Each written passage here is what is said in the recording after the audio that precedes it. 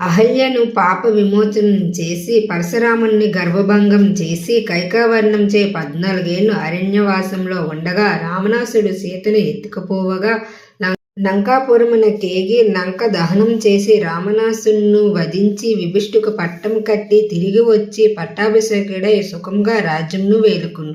ఇది రామదేవుని కథగా చెప్పి 5 లక్ష్మీవారాలు 5 ఆదివారాలు పూజ చేసి ఆవు నేతితో దీపం పెట్టి ఆవు పాలు గోధుమ రవ్వ పంచదార కలిపి 5 ఉండలుగా ప్రసాదం చేసి రామదేవునికి నైవేద్యం పెట్టవలను.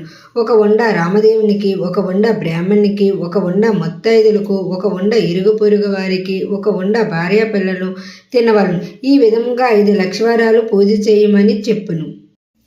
ఈ విధంగా 5 లక్ష్మీవారాలు 5 ఆదివారాలు పూజ చేయవలను.